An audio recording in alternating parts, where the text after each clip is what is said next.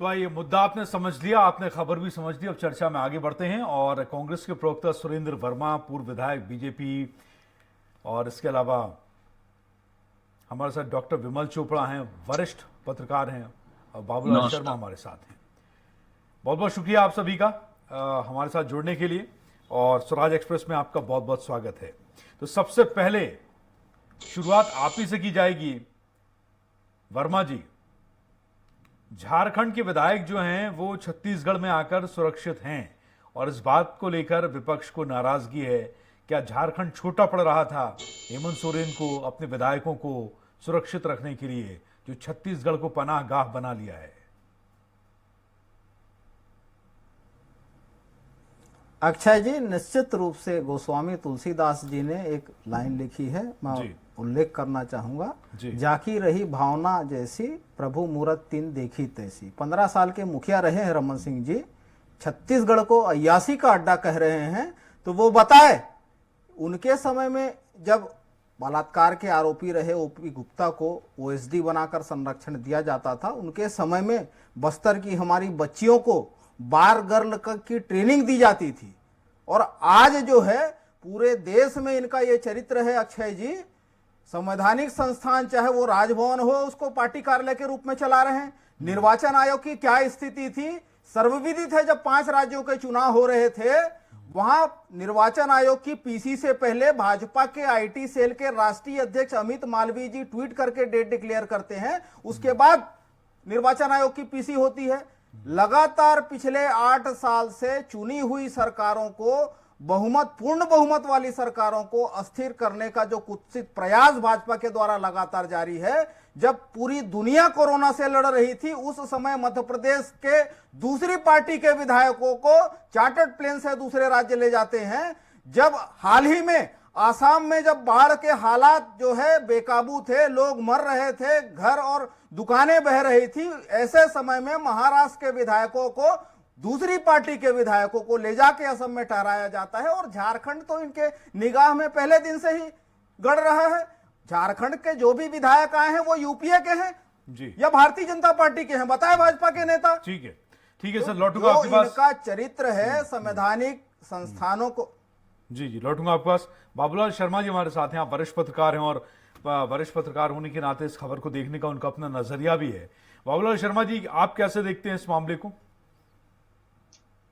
देखिए, ये प्रक्रिया जो है देश में नई बनी है कि लोगों को ये डर पैदा हो गया है कि हमारे जो विधायक हैं वो बिक न जाएं जी, उनको कोई खरीद न ले जी। तो मैं तो इसको बड़े अजीबोगरीब स्थिति देख रहा हूँ। देश में कभी भी ऐसे हालात पैदा नहीं हुए जो इन 10-5 सालों में दिखने में आ रहे हैं जी। ऑटो का मार्केट है, अनाज का मार्केट बाजार है, फल बाजार है, प्लास्टिक बाजार है, कपड़ा बाजार है, कपास बाजार है, ये तो हमने सुने जी। लेकिन एक नया राजनीतिक खरीद फरीद का बाजार जी, ये विधायकों के खरीदने का बाजार, ये एक अजीबोगरीब परिस्थिति पैदा हो रही है देश के अंदर में। और एक ऐसा शंकाओं का बाजार भी बन रहा है कि अलग अलग शंकाएं अलग अलग तरीके से पैदा हो रही हैं और घबरा रहे हैं लोग, डर रहे हैं लोग कि क्या होगा मेरे साथ। आज देश में लगभग सभी जगहों का पशु बाजार बंद हो गया। पहले पशुओं का व्यापार होता था, पशु बाजार बंद हुआ तो बीमार गाय जो है वो घूम रही है इधर से उधर पशु जी। तो बहुत सारी परेशानियां जो पैदा हो रही है, ये अच्छी नहीं है, ये हालात अच्छे नहीं है जी। राजनीति फेयर हो, साफ साफ हो, ईमानदार प्रयास हो, तो क्यों ये विधायकों को इधर उधर भागना पड़ेगा। यहाँ तो बाजार इस बात का है कि देखो, सैकड़ा नहीं, हजारों नहीं, लाखों नहीं, खोखा जैसे शब्दों का इस्तेमाल, पेटी जैसे शब्दों का इस्तेमाल जो है राजनीति में होने लगा है। ये बहुत दुख की बात है। ये खोखा और पेटी के शब्द जो है, ये गलत सलत काम का धंधे करने वाले लोगों का शब्द है, और ये शब्द राजनीति में बड़े सुचिता के साथ आ रहा है। ये मेरे लिए दुख की बात है, और ये ऐसा होना नहीं चाहिए। और जो है इन सब चीजों से बचने का प्रयास कैसे किया जाए, और क्यों भारतीय जनता पार्टी के लोगों से डर पैदा हो रहा है, ये सबको सोचना चाहिए। स्वयं भारतीय जनता पार्टी को भी सोचना चाहिए कि आखिर ऐसा हम क्या कर रहे हैं जिसकी वजह से देश में ये हालात राजनीतिक क्षेत्र में हो रहे हैं। इसको उनको भी सोचना चाहिए। लेकिन शर्मा जी, बाबूलाल शर्मा जी, स्थिति इतनी खराब है, स्थिति इतनी खराब है कि झारखंड छोड़कर छत्तीसगढ़ लाना पड़ा सबको। अपने प्रदेश में मुख्यमंत्री अपने विधायकों को नहीं बचा सकते। चुनाव आयोग की चिट्ठी 7 दिन से आ गई है, वो क्यों नहीं खोल रहे हैं? इसलिए इनको भय पैदा हो गया है। इनको लग रहा है कि चिट्ठी इसलिए नहीं खुल रही कि कोई निर्देश है कि समय अनुसार हिसाब से काम किया जाएगा। डर ये है कि भाई ये जो गैप दिया जा रहा है, कहीं इस गैप में खरीद फरोख्त का बाजार पैदा ना हो जाए और कहीं हमारी सरकार को गिराने का काम ना हो जाए, जैसा कि लोगों ने पिछले समय महाराष्ट्र इधर उधर कहीं कहीं पे चर्चाओं में आता है कि ये सब प्रयास भारतीय जनता पार्टी की केंद्र सरकार ने किए हैं। सच और झूठ तो उनको ही मालूम होगा, लेकिन सरकारें गिरी, सरकारें भाजपा के साथ बनी, ये सब देख रहे हैं। तो इसलिए जो है एक माहौल अच्छा नहीं बना है देश की राजनीति में। इस राजनीति को साफ सुथरी होना चाहिए। ठीक है, मैं लौटूंगा आपके पास और अब डॉक्टर विमल चोपड़ा के पास जाएंगे। आप पूर्व विधायक हैं, बीजेपी नेता हैं। डॉक्टर विमल चोपड़ा, जैसा कि अभी बाबूलाल शर्मा जी ने कहा कि भाई आप लोगों को सोचना चाहिए कि देश में इस तरीके का माहौल क्यों बन रहा है, खोखा पेटी जैसे शब्दों का इस्तेमाल क्यों हो रहा है, खरीद फरोख्त क्यों हो रही है, और कोई विधायक को, अपने विधायकों को भगाकर दूसरी जगह क्यों शिफ्ट करेगा, उन्हें बचाकर क्यों रखा जाएगा, ये किस तरह की राजनीति है? डॉक्टर विमल चोपड़ा, सत्ता पक्ष को ये सोचना चाहिए।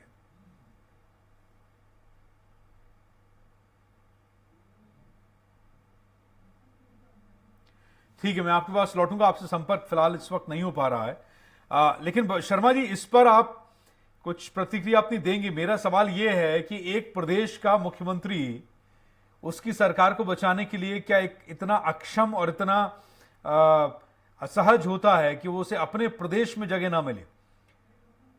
नहीं, एक दूसरा माहौल है। देखिए, उनको मुख्यमंत्री रहते तो है हिम्मत, और वो अपने प्रशासन से, अपने तबके से काम करा सकेंगे जी, और लीगल इनलीगल सब करा सकेंगे, ये दुनिया जानती है। लेकिन उनको ये भय है कि रात को अगर राज्यपाल कोई निर्णय ले ले तो रात भर का जो समय होगा वो बड़ा खतरनाक होगा। इसलिए जो ये भय उनके मन में आया है कि आखिर ये चिट्ठी रुकी हुई क्यों है, खुल क्यों नहीं रही है, और ये कहीं कोई षड्यंत्र तो नहीं। तो जब शंका किसी के मन में आ जाती है तो उसके बचाव सोचता है वो, और राजनीति में ये ज्यादा ही सोचा जाता है कि कहीं हमारी सरकार गिर न जाए। यही कारण है। और जब क्योंकि कांग्रेस उनके गठबंधन में है वहां पर, तो कांग्रेस की सरकार पड़ोस में ही है, तो सरकार जब होती तो एक ताकत होती है, और जो यहाँ की सरकार है वो मजबूत है, 71 विधायकों वाली सरकार है, अडिग है। इसलिए यहाँ पर हमको सुरक्षा मिलेगी और हम जो है किसी मुश्किल में नहीं फंसेंगे, ये विचार के साथ में जो है वो यहाँ पहुंच गए। डॉक्टर विमल चोपड़ा, अभी मैंने आपसे सवाल पूछा था लेकिन उस वक्त आप फोन लाइन पर नहीं थे। बाबूलाल शर्मा जी वरिष्ठ पत्रकार हैं, आप भी कह रहे हैं सर ऐसा माहौल क्यों बन रहा है कि केंद्र में बैठी सत्तारूढ़ पार्टी से इतना भय है कि प्रदेश की सत्ता को, अपने विधायकों को ले जाकर छुपा कर रखना पड़ता है कि आप लोग खरीद फरोख्त ना कर लें, और वर्तमान राजनीति में खोखा पेटी जैसे शब्दों का इस्तेमाल होने लगा है। ये क्या हो रहा है? देखिए, ऐसा है, भारतीय जनता पार्टी वो पार्टी है जिसकी सरकार अटल जी ने 1 वोट से गिर रही थी तो भी किसी प्रकार की सौदेबाजी करना पसंद नहीं किया और सरकार गिर जाने दिया। वहीं कांग्रेस के प्रवक्ता बोल रहे थे कि संवैधानिक संस्थाओं को भारतीय जनता पार्टी नष्ट कर रही है। आपातकाल कांग्रेस की इंदिरा गांधी जी ने लगाया, और आप सभी जानते हैं कि 10 साल मनमोहन सिंह जी प्रधानमंत्री थे, लेकिन सरकार जो है वो सोनिया गांधी जी चलाते थे। संवैधानिक संस्थाओं को नष्ट करने का पूरा काम कांग्रेस की पार्टी ने किया है। और आज जो सोरेन वहां घिरे हुए हैं कि उनकी सदस्यता समाप्त होनी, किस कारण से? कि भ्रष्टाचार के आरोप में कि उन्होंने स्वयं मंत्री रहते हुए अपने नाम से खदान ली। हिंदुस्तान के इतिहास में इससे बड़ा भ्रष्टाचार हो सकता है कि एक सरकार का मंत्री स्वयं फाइल पे दस्तखत करे और अपने नाम से खदान ले ले। उसको बचाने के लिए कांग्रेस की सरकार, कांग्रेस के लोग आज लगे हुए हैं। ये किस प्रकार की राजनीति कांग्रेस करना चाहती? पूरे देश भर में यदि भ्रष्टाचार का कोई चेहरा सामने आया है तो वो कांग्रेस के लोग आए हैं। और भारतीय जनता पार्टी पे आज ये आरोप लगा देना कि वो खरीद फरोख्त, अरे एक तो आप उदाहरण, एक तो आप जो है उसका सबूत दे दीजिए, आप कोर्ट चले जाइए, लेकिन हुआ आप कमजोर हैं। थानेदार किसी प्रकार का आक्रमण नहीं हुआ और थाना छोड़ करके भाग रहे। आप ये बताइए, जो सरकार अपने विधायकों की रक्षा नहीं कर सकती, अपने मंत्रियों की रक्षा नहीं कर सकती और मुख्यमंत्री शिबू सोरेन खुद अपनी रक्षा नहीं कर पा रहे हैं, तो ऐसी सरकार के रहने का क्या मतलब? वो जनता की कहां से सुरक्षा कर सकेगी जो अपने लोग भाग रहे हैं? और कल यदि इनके विधायक पार्टी छोड़ करके भागते हैं तो भारतीय जनता पार्टी का नाम लेंगे कि भारतीय जनता पार्टी खरोच फरोख्त कर रही है। आप जानते हैं कि माधवराव जी सिंधिया जिन्होंने कांग्रेस छोड़े मध्य प्रदेश में, क्या उनको कोई खरीद सकता है? उनके साथ खरीद फरोख्त हो सकती है? अपमानित आप करोगे कांग्रेस में, चाहे गुलाम नबी आजाद हो, चाहे आनंद शर्मा हो, चाहे शर्मा हो, और कहोगे नाम भारतीय जनता पार्टी का लोगे आप।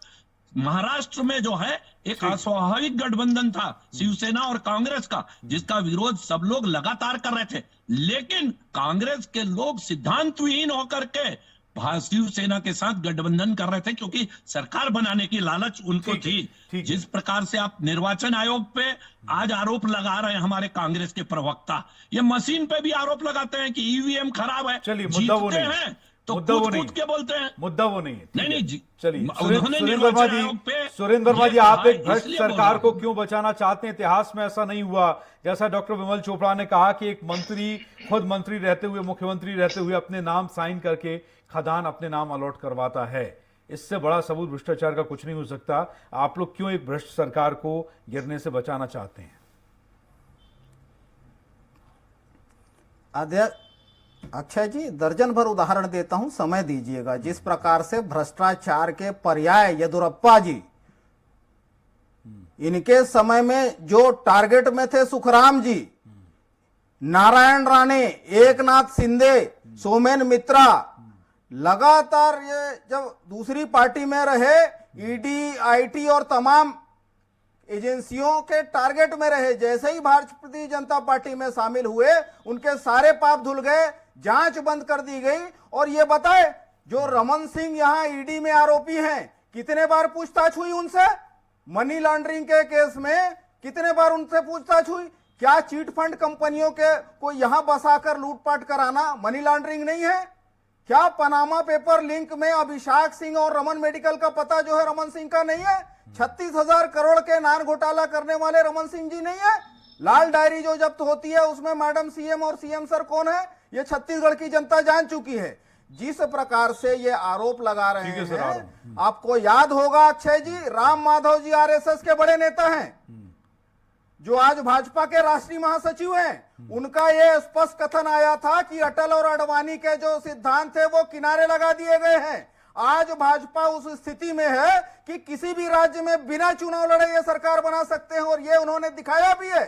राजभवन को किस प्रकार से पार्टी कार्यालय के रूप में ये संचालित करते हैं। महाराष्ट्र में जब इनका बहुमत नहीं था, आधी रात को राष्ट्रपति शासन खत्म कर दिया गया और बिना बहुमत वाले व्यक्ति को भोर होने से पहले ये शपथ दिला देते हैं। पिछले 7 दिन से झारखंड के राजभवन में वो पत्र पड़ा है जिसका दावा भाजपा के नेता करते हैं कि उसमें क्या लिखा है, इनको कैसे पता?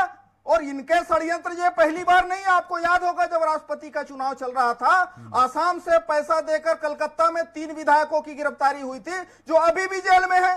तो भारतीय जनता पार्टी का तो ये चरित्र है। मणिपुर, गोवा, कर्नाटक, मध्य प्रदेश और हाल ही में महाराष्ट्र में इन्होंने क्या किया? 100 करोड़, 200 करोड़, और इनको हर हाल में सत्ता की हवस इनके अंदर इतनी ज्यादा है कि पहले अक्षय जी, कांग्रेस के प्रवक्ता थोड़ा सा तो दिमाग रखें कि जो बंगाल में 3 विधायक पकड़ा है, बंगाल की सरकार है, उनकी जमानत हो गई, पूछताछ में क्या भाजपा का नाम आया है? बंगाल की सरकार जो है वो 1 नंबर की दुश्मन है भारतीय जनता पार्टी की। क्या वो जांच नहीं करा सकते? ये मनी लॉन्ड्रिंग कह रहे हैं, रमन सिंह पे कौन सा मनी लॉन्ड्रिंग का केस है? चीट फंड कंपनी आसाम में बुला के सुन लीजिए। एक मिनट वाइस सैंपल देने के बाद क्या बताइए? जांच को, एसआईटी की जांच को रोकने के लिए धर्मलाल कौशिक और भारतीय जनता पार्टी ये हाईकोर्ट जाने वाले हैं कि नहीं, बता दीजिए।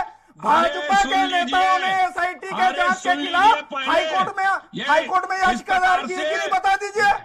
इस प्रकार भाजपा के चरित्र को देश की जनता देख रही है। आप क्या बात करेंगे? आरोप जो है रमन सिंह जी पे लगा रहे हैं। आपकी सरकार है, आपने जांच कराया, क्या निकला? शून्य हासिल हुआ। ये सर्वविदित है। उमेश सिन्हा का बयान आपको भेज दूं। नागरिक सहकारी बैंक के मैनेजर जिन्होंने अपने नार्को टेस्ट में ये कहा, वो सीडी छत्तीसगढ़ की जनता ने सुना है। 1-1 करोड़ रुपया ब्रिजमोहन अग्रवाल, अमर अग्रवाल, रमन सिंह सहित तमाम भाजपा के नेताओं को दिया गया है। वो सीडी कोर्ट में पेश नहीं होती है। ये भाजपा का चरित्र है, ये इनका जीरो टॉलरेंस है। ठीक है विमल जी बोलिए।